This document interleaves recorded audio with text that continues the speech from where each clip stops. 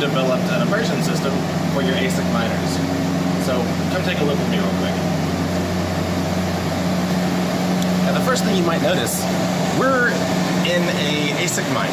We run mostly S9s and L3s, but you can hear me. And we're filming this on a phone, so it's nice and quiet in here.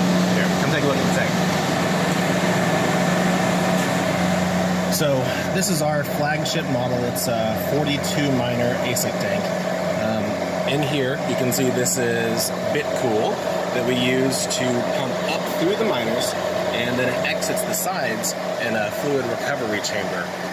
What you see here is what we call the secondary manifold, and these pipes actually go down into a plate that separates the bottom channel from the top channel, and it then forces the fluid back up through the miners. Here we are back at the tank, and I moved one of the power supplies out of the way so we could get a better look at one of the miners. Alright, so let's focus.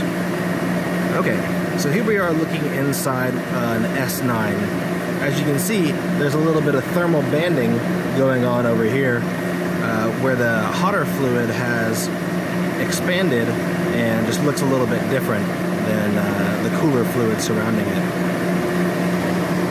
Now I'm looking down into the fluid recovery chamber, where the fluid overflows the side of the tank down into the fluid recovery chamber, and then it comes out the fluid recovery chamber and into the collector tank.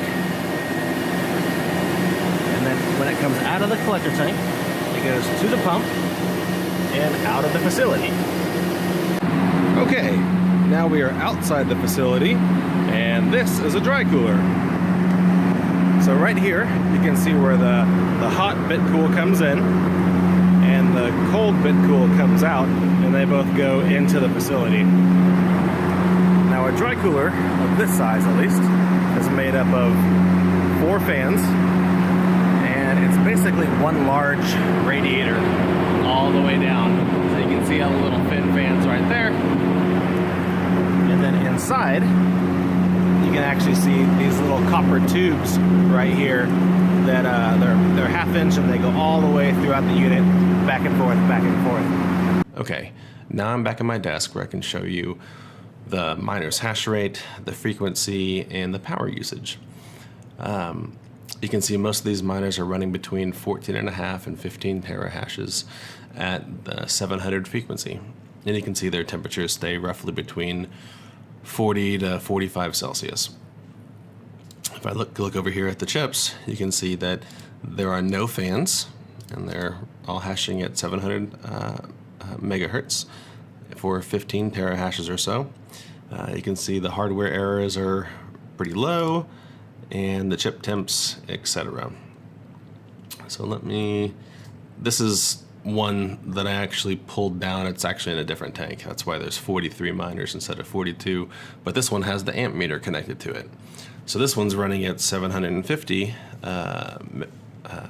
frequency and doing about 16 terahashes.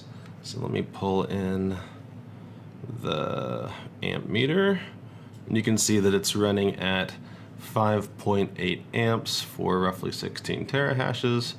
So let me pull up my calculator. That is 5.8 times 240, 1,392 watts, which is roughly the same as a Antminer S9 running at about 13.5 terahashes on air. So that's a pretty good example of some of the efficiency gains you'll get from running an immersion. Not to mention that if you had an Antminer cranked up to 750 frequency, it definitely would not be 35 Celsius on the PCB and 49 and 50 on the actual chips themselves. So there you have it.